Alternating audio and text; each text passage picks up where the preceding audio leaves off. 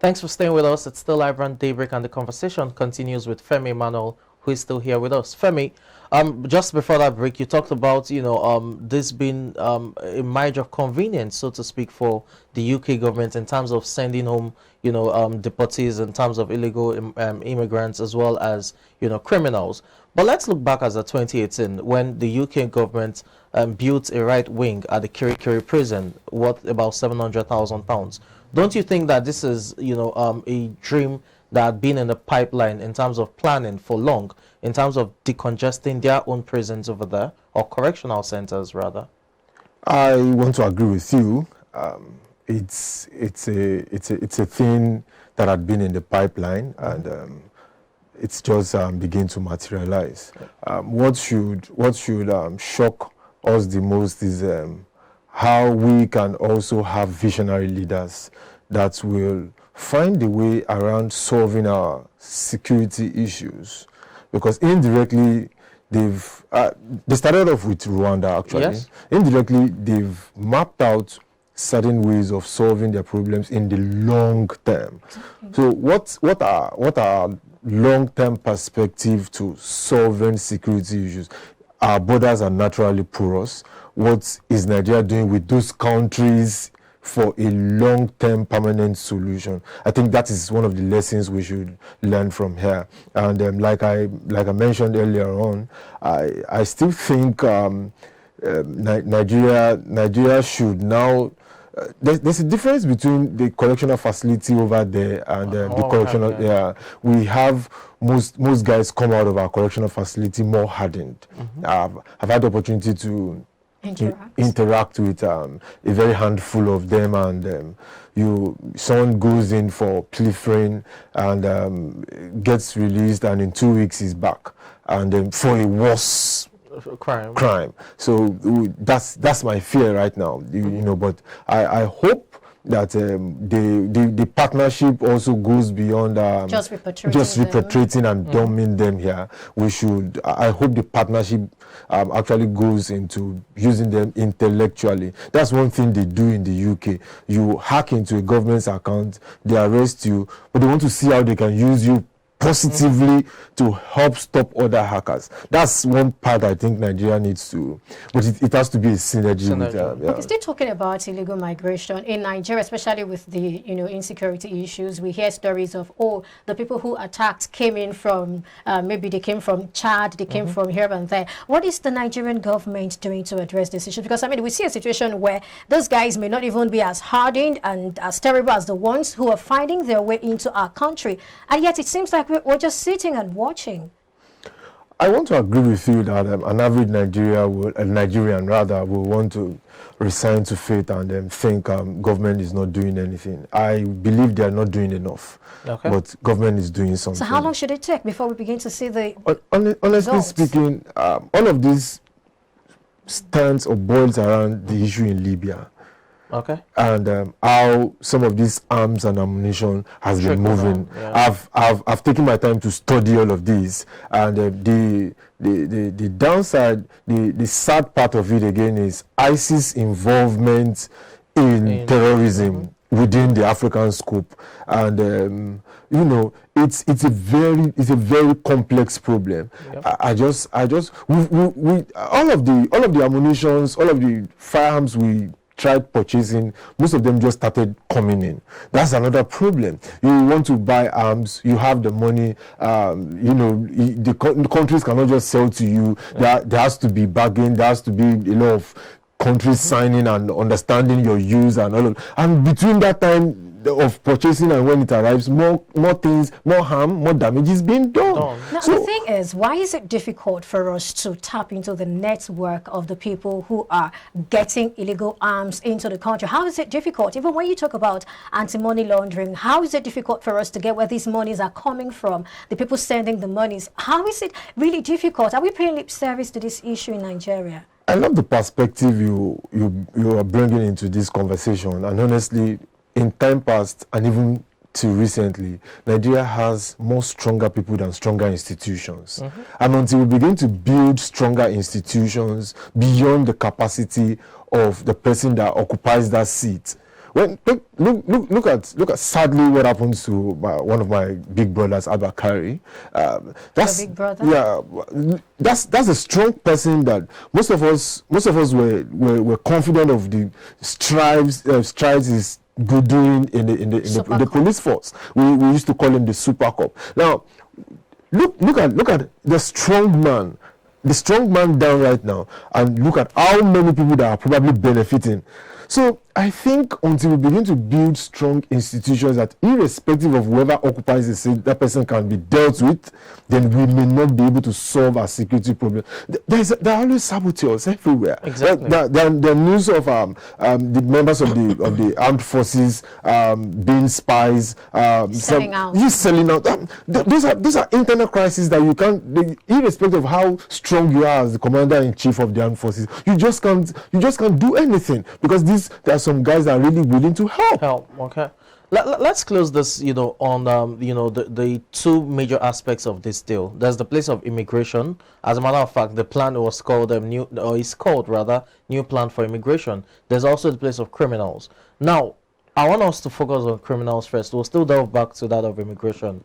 If the UK is deporting Nigerian criminals back into the country, beyond the fact that we're having more criminals in the nation, while looking at our criminal justice system, we've said over time that our prisons, or rather correctional facilities and centers, is overpopulated. It is overwhelmed. You have a correctional facility that should, contain probably just 500 inmates, having over 5,000 or almost 5,000 and all. Now, if you have more Nigerians, being sent down from the United Kingdom. Remember, the UK comprises of about 4 or 5 nations as well. It's not just England. So it means that you have criminals from Scotland, from Wales, from England, all coming down here.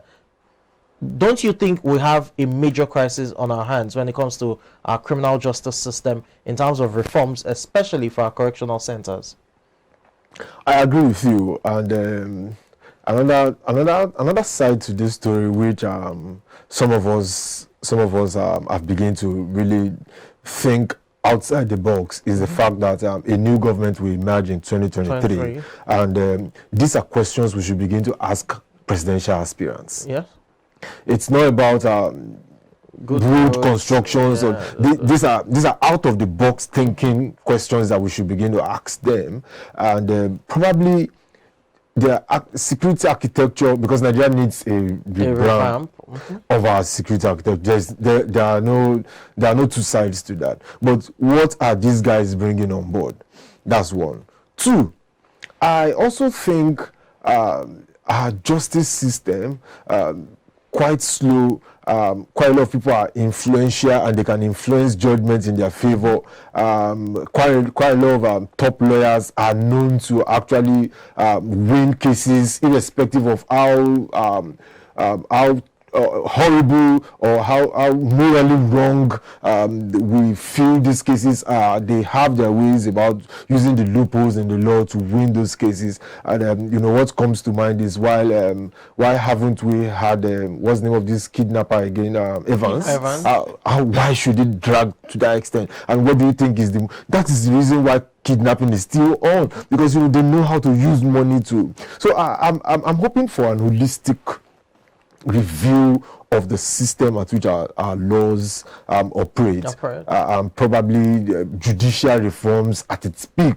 A lot of people will go down, but it's the way forward. It's actually, because that's actually the hope of the masses. It's the way forward. That's what I think. I think our correctional facilities, which is overwhelmed, can still handle more inmates coming in. Because right now, we know quite well that a handful of them are awaiting judgment. True. Some have been there for 2-3 years without having a judge even listen to your case for once. True. How much more several court sittings. So if you have more criminals brought in, I'm wondering, how can our facilities even contain them? Yeah. That's to start with. I agree with you, and that's why I looked at the long run way of looking into that, which is the reforms of the judicial system. We wouldn't have more people standing awaiting trials, and we wouldn't have our correctional facility being filled up. When let us start off with the mobile court stuff. Yes. And I love, irrespective of my doubts about the CJN that bowed out recently. I love the fact. I love what he did about electoral cases and stuff. I am impressed. There could be one person may not be able to do all, but I think the new CJN should be able to set a standard. Oh, these two things within my is also age is not on his side. Oh, I just want to make sure that these two things is solved within my. If with time we may not be able to in the long. I'm looking at the long term right now because and there's a way to phasing out the caliber of politicians we have. So there are different sides to solving our judicial problems, honestly speaking. But back to the correctional center, I think if judicial system there's a reforms, then it affects everyone wants to solve cases within limited time. You don't just drag them. You know, when we talk about the correctional centers, we have a minister who is in charge of that. Shouldn't we be talking to that minister to do something? The truth about government parastatals and government parastatals and agencies is that you're a political appointee, and there's little to what, sincerely speaking, except the commander-in-chief. We're not talking about body language right now. Except the commander-in-chief gives a directive and wants certain things done. But how many times have you had when a new IGP comes and he talks about flushing all roadblocks and there are certain things that we're used to, not like, and that's someone that's actually saddled with such responsibilities, but do they obey? No. So I think the ministers are just they're just occupying that position. But you see, the major staff in the industry, in the judicial ministry, they have a lot to do, and probably until we begin to have somebody from there.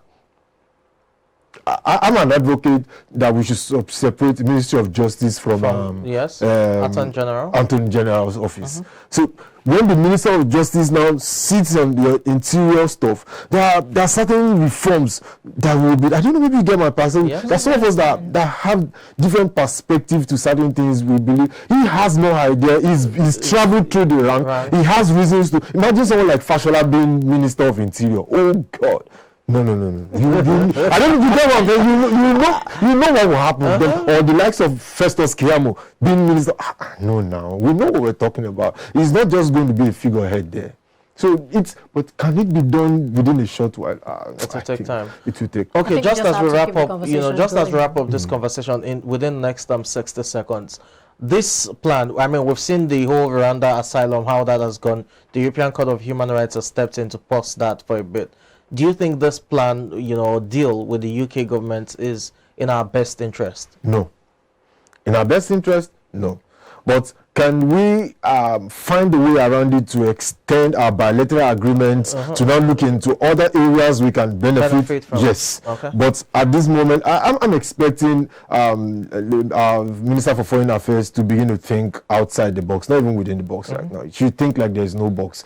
Look at all of the implications and just press the right buttons. That's what I feel. All right, thank you so much, Femi Mano, for sharing your thoughts with us. Thank you for having me. It's very good. You're still here with us. Definitely, we're just going on a very short break right now. When we return, we'll delve into the next conversation with you. Please to stay with us.